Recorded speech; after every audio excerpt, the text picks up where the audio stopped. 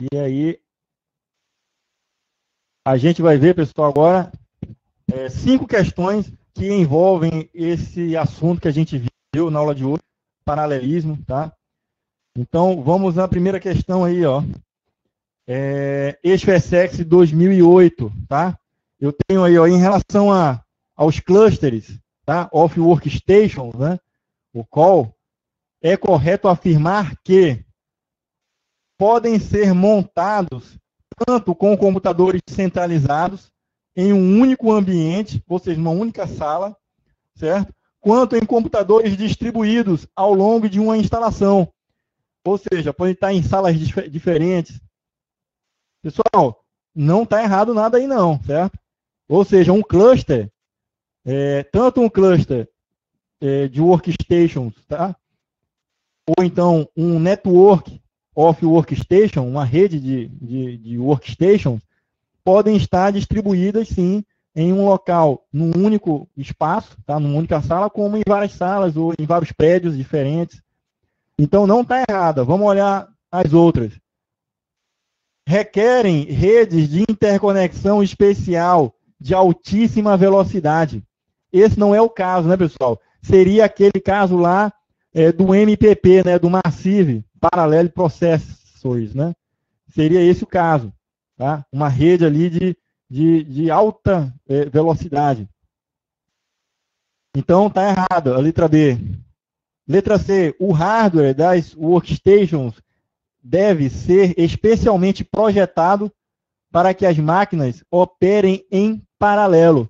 Pessoal, negativo. A gente pode ter diversos tipos de clusters, tá?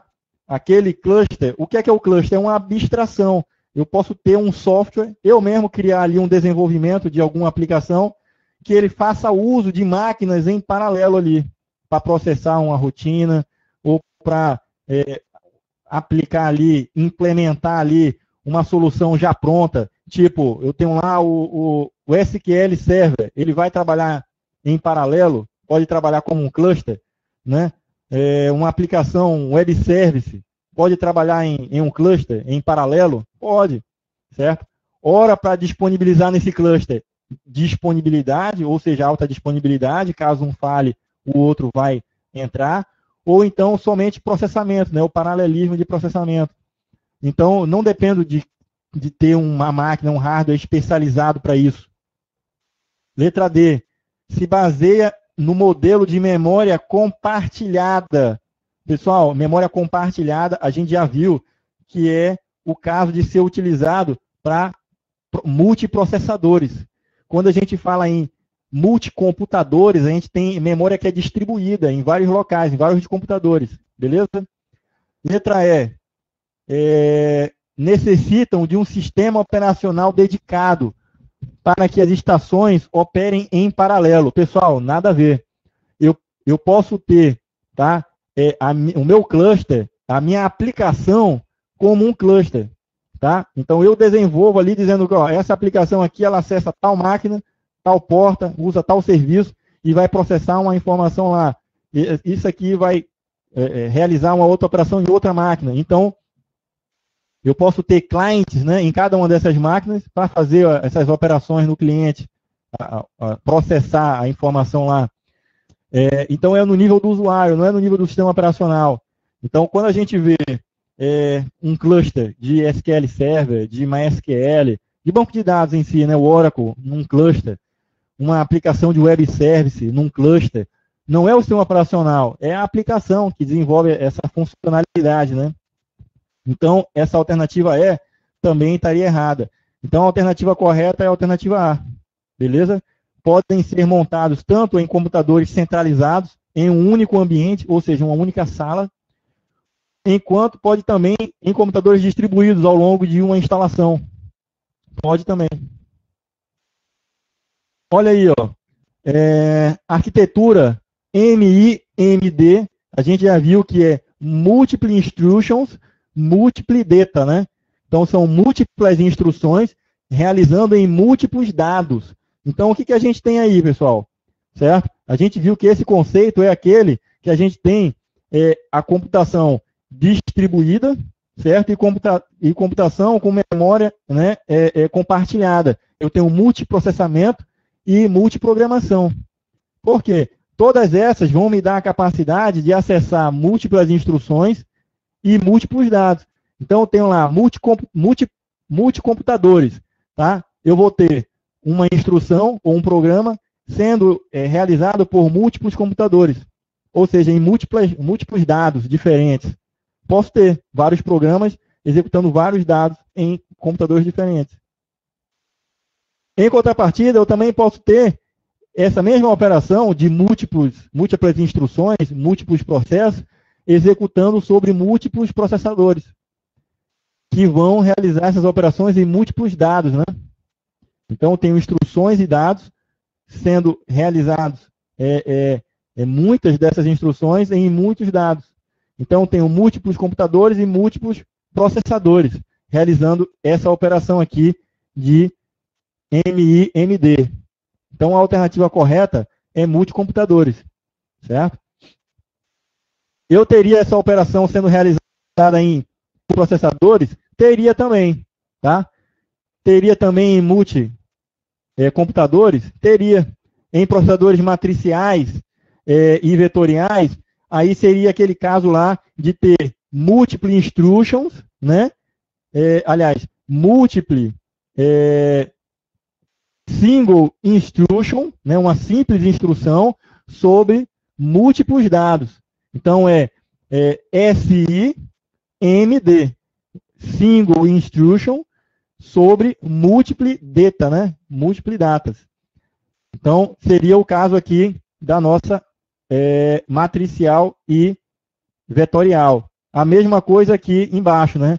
Ele só queria saber, confundir você sobre esse conceito aqui, ó. Tá certo? Então, a alternativa A é a correta.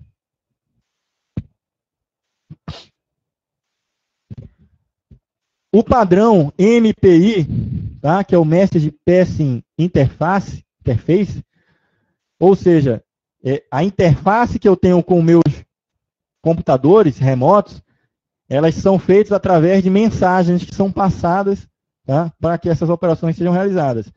Então, o MPI estabelece um conjunto de procedimentos que permitem o desenvolvimento de programas para, aí vamos lá, para multiprocessadores com pipeline. Não, né, pessoal? Então, aqui, ó, para ali, ó, peraí. Então, tem lá, o MPI estabelece um conjunto de procedimentos que permitem o desenvolvimento de programas para. Então, esse conjunto de programas são para multiprocessadores com pipeline? Não, né? Para multicomputadores interconectados em rede? Sim, né? Então, outro, sei lá, multiprocessadores com memória compartilhada? Certo? Não, né? Multiprocessadores com memória compartilhada, não. É para multicomputadores, né? Então, depois embaixo aqui, ó, para multicomputadores com memória compartilhada, o D. Então, o que está errado aqui é que não é memória compartilhada. Nesse caso, é distribuída, né? A de multicomputadores é distribuída. Então, o MPI não funciona em multiprocessadores. Está certo aqui que ele é de memória compartilhada, mas ele não funciona em multiprocessadores. Aí depois ele coloca lá, multiprocessadores em conexão em rede. Nada a ver, né? Então, a alternativa correta é a letra B. Tá certo? Letra B. Vamos lá. Inclusive, pessoal, eu vou corrigir o exercício que eu estou lembrando agora, que com certeza eu devo ter marcado o gabarito, tá? É errado. O gabarito deve estar com outra letra aí, tá certo? Depois eu devo corrigir aí. Deve estar com a letra A, que não é o caso. Tá? O MPI é para multicomputadores. ESFESEX 2010. Em um computador que se caracteriza, em um multicomputador se caracteriza por. E aí, pessoal? Essa aí também está tranquilinha. Vamos lá? E aí? Essa questão é de 2010 da ESFESEX. E aí? O que vocês acham? Deem pelo menos alternativas aí. Excluam algumas.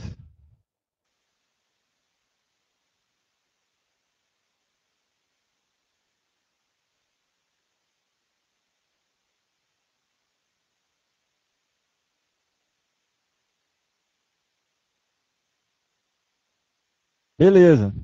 Então vamos lá. Então vamos por eliminação, tá? Um multicomputador é caracterizado por não usar um sistema de arquivos, nodos, nada a ver, né?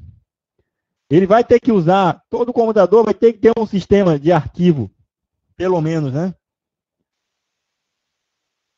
Ele vai ter que ter um sistema operacional, né? Letra B.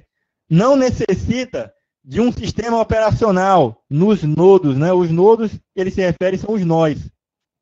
Então, nesses nós, vão ter que ter sistema operacional, sim. Okay? Letra D. Usar sistema de arquivo diferente em cada nó. Então, pessoal, nada a ver. Por quê? Eu posso ter, certo, um sistema de arquivo em um nó e o sistema de arquivo em outro nó. Lembra que o conceito de eu ter um cluster ou ter uma aplicação que vai rodar em vários computadores, eu posso desenvolver um sistema lá em Java, por exemplo, que ele vai lá e ele está instanciado em vários computadores e realizando processamentos em vários. Independe do sistema de arquivo, correto? Então vamos lá. Letra E. Usar um sistema de arquivo diferente em cada nó. Também não, né? Me sobrou somente a alternativa C. Ele fala lá, ó, usar o mesmo sistema de arquivo, aliás, usar o mesmo sistema operacional em cada nó. Essa questão aqui deveria ter sido anulada. Tá certo? Deveria ter sido anulada. Por quê? Eu não tenho essa garantia de ter que ter o mesmo sistema operacional. Tá certo? Usar os sistemas operacionais diferentes em cada... Poderia também. Eu poderia ter sistemas operacionais em máquinas diferentes. Por quê? Pessoal, me digam se não é possível esse cenário. Bruno, tu é desenvolvedor, né? Então, tu desenvolveu uma aplicação em Java, certo? Que basta ter o Java instalado na máquina. Ponto, beleza? Então, eu tenho que ter lá o JVM instalado. Eu posso ter uma aplicação em Java, num computador, que ele realiza conexões em instâncias que estão instaladas em computadores remotos e realizam atividades remotamente. Independe do sistema operacional. Independe. Ok? Essa questão está errada. Está errada. Tá? Então, eu tenho um multicomputador podendo ter independência do sistema operacional. Essa questão não foi anulada, porque quem fez o recurso não fez bem feito, ou então a banca foi intransigente em não cancelar. Tá certo? Ou se valeu de algum livro que o autor falou que teria que ter o mesmo sistema operacional. Eu não acredito nisso, porque olhando os livros e pelo conhecimento que eu tenho dos livros que eu já li, tá, sobre arquitetura de computadores, nenhum pode afirmar que eu tenho que ter o mesmo sistema operacional.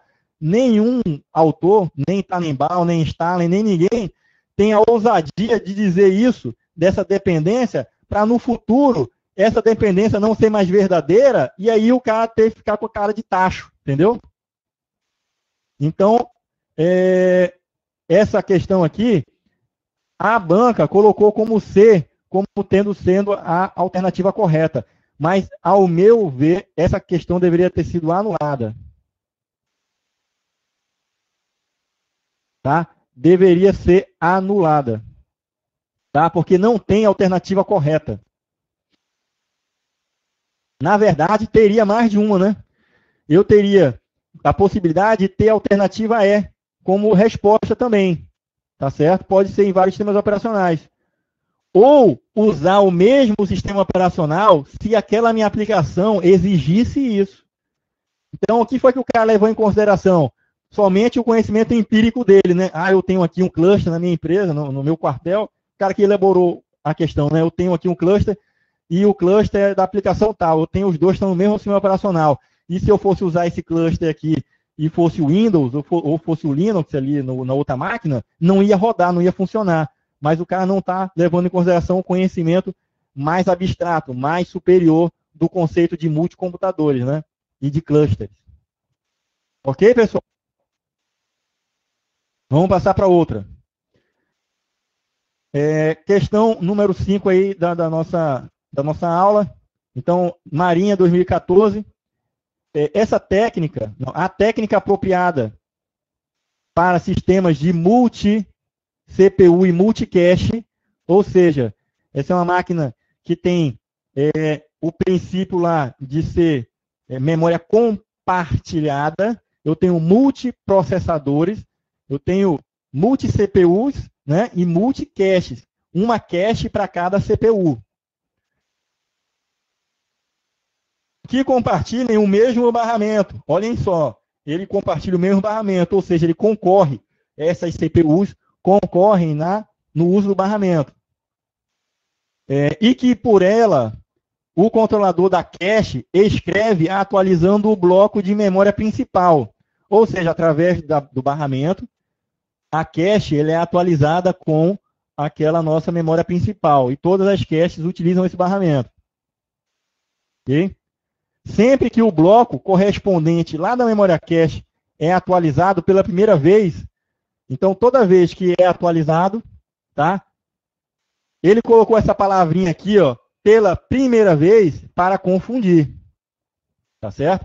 Mas toda vez que ele é atualizado, eu atualizo na memória principal, ou seja, toda vez que eu atualizo lá na minha memória cache, ele atualiza na minha memória principal, certo?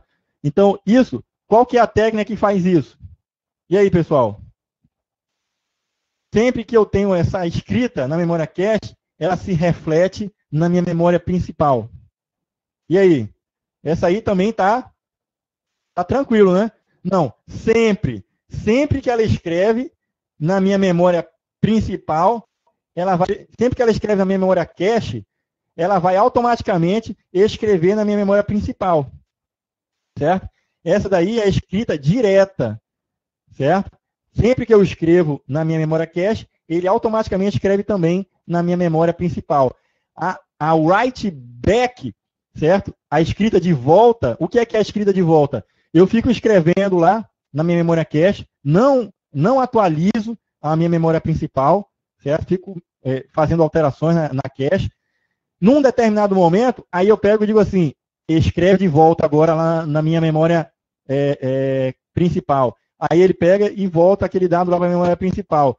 Quando é que isso acontece? Isso acontece em dois momentos. Quando o processo conclui, aí não faz mais sentido ele estar na memória cache, né? Concluiu todo, para que ele vai estar lá? A não ser que ele não tivesse concluído e aí precisasse voltar depois. Aí é o caso de, por exemplo, acabou o quantum e aí o processo sai, ele pode gravar aquele dado lá na memória principal. O que está na cache, ele pode gravar na memória principal. Mas ele pode manter o dado lá na cache. Por quê? Ele saiu por preempção, mas no futuro ele pode voltar. E quando ele voltar, aquela memória pode estar na memória cache. Quando eu digo que pode estar, porque pode acontecer de outro processo ter entrado e, por motivo daqueles algoritmos de substituição, né, não existir espaço lá para entrar um novo registro ali, um novo operando ou instrução, aí ele tem que desalocar, tirar aquele cara de lá. Então, é nesse momento que aí ele está refletido na nossa memória principal, ele está sincronizado. Beleza? Então, aí eu tenho o drive, o write through, né? O write through. A escrita direta. Tá? Os outros, ó, write line, write one, write off, o cara colocou só para encher linguiça. Tá, pessoal? Então, tá aí o gabarito. Olha aí, tá vendo que eu lembrava que eu tinha colocado errado lá? Então, aquela alternativa, a questão 2, vamos lá, a questão 2, ó, arquitetura MIMD, tá? Eu vou ter, aliás, questão 3, né? A questão 3 é B. Tá certo. Eu que me confundi aqui. Então, tenho A questão 1 sendo A 2 A também, beleza? Aí eu tenho A3B, A4C, tá? Que deveria anular, e A5B, tá certo? 4C, que deveria ser anulada essa questão, e A5B. Eu trouxe essas questões aí que foi que eu encontrei nas provas anteriores e achei interessante. Beleza, pessoal? Então, valeu a presença de vocês, tá? Na aula de hoje. Eu vou trabalhar agora na próxima aula, a aula que seria a de computação na nuvem, ia ser por último, né? Eu vou trazer ela. A próxima aula seria a aula de computação binária, né? O hexadecimal, né? Sistemas numéricos. Aí essa aula a gente vai empurrar para depois, para poder usar o princípio de localidade espacial, né? Já que a gente está usando os conceitos aqui de paralelismo, de multicomputação, né, de computação distribuída, aí a gente traz o conceito aí de computação na nuvem. Vamos fazer o seguinte, a gente vai fazer esse encontro na quarta-feira, aí dá tempo de eu fazer um bom material, explorar bastante os livros que eu tenho aqui sobre computação nas nuvens, tá? Para não ficar ouvido para segunda-feira. Eu já venho lendo, mas eu quero elaborar um material bacana. E aí trago esse material e, na sequência, a gente vê os outros 2 capítulos que estão faltando, tá? De portas lógicas e computação binária, né? Cálculo binário, cálculo hexadecimal, para o sábado, né? Esses 2 últimos capítulos. Tá certo, pessoal? Redes, a gente vai começar redes no início do mês. Estava previsto ele começar no finalzinho desse mês. Tá? Redes, deixa eu ver aqui o calendário. Eu coloquei como programação para ele começar, certo? No sábado, dia 27. Aí vamos empurrar ele para o dia 3, tá certo? Era 25, é? Deixa eu ver o calendário aqui. É isso mesmo, era 25, certo? Estava vendo um calendário errado. 25, vamos empurrar ele para o dia 1, tá certo? E aí é o início do mês, vai estar tranquilo para todo mundo, a gente consegue ver com folga os assuntos que a gente vai ver aí de computação na nuvem, certo? E amadurece. Caso alguém tenha alguma dúvida, tá, do curso, a gente vai e faz algum outro encontro ali, amadurece, mata o assunto e a gente mata o curso, certo? E fica pronto aí só para ficar fazendo revisões, tá, para a prova, revisões de arquitetura, e já parte ali para o nosso curso de redes. Beleza?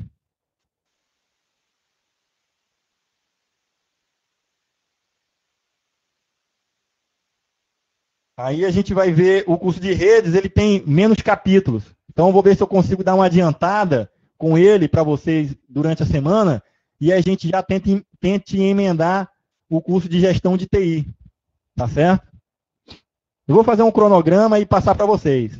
Tá joia? Eu espero que vocês continuem comigo aí, porque eu sou um professor muito chato, falo muito, né? Eu espero que vocês desejem fazer esse curso também. Beleza, pessoal? Então é isso aí. Tá joia, então? Vamos lá. Bom final de semana para todo mundo. Um abraço.